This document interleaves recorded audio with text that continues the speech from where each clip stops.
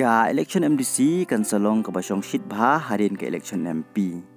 Ki parti ki bapher ki labun kam ban lek keleng ki jaka ban peskut ho yo pajba bat kumjo ban pen itu ya ki kartong ki jongki. Ki pajba ki lap kami lenti ya ke election la chisnam. Pat menta kala urlong haka baka jingit vote kan long haka arhoi tarik rampang menta usnam. Ki parti la ki dai ki badon haka sorkar ni ki badon haka leng persya kila pen krep ha ya kini ka election kaban aireng haki artli ki district council ki belum napok kejela kata ka KHEDC bat ke GHEDC ya kini ka election kin sapen long mentaus nam pakajing tebor kan long arhoi tarik rempang mentaus nam ki parti ki balapen krep ha ya kini ka election kila lech chau pajba ban persekutu lani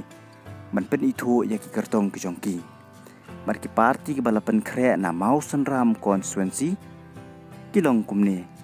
kaseng UDP kalapan kre bahasa sya ya kini ke election da kaba kala penyekun dau ba suli lengdo uban sa aireng na katiket jong kaseng UDP persya ya ki weipat ki kertong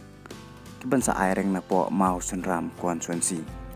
ka CSPDP ro kalapan kre da kabakan penyekun da uba starving da kasih uban sa aireng na katiket jong ka HSPDP persya ya ki weipat ki kertong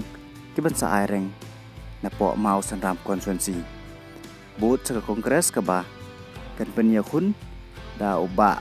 batskem mar banyang uban sa aireng na katiket jong kaseng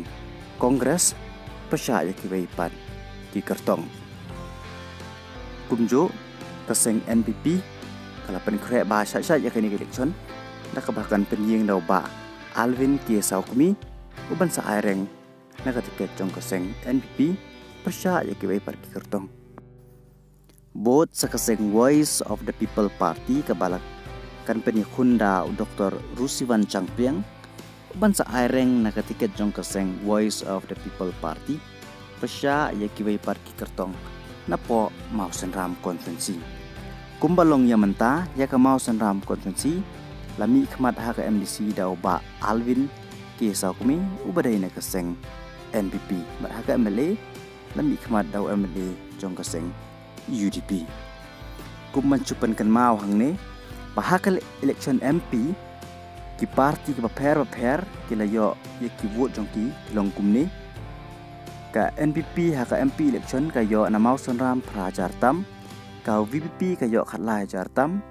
ka UDP kayo khat saus pa tam ba kongres kayo lai hajar tam kini ki parti ki bayo ya ki vote haka election MP dangi pej ka VPP kayo bon tam ki vote ki babon ki ong bak election MDC bat MP kanya pher pha namar ki pajba ki sabisar ki kartong ome ki parti Pada karai ka syong kipat ba yanu ki ibit ban pa capo yung darbar ki HEDC na po mau senram konstituensi haga ni election MDC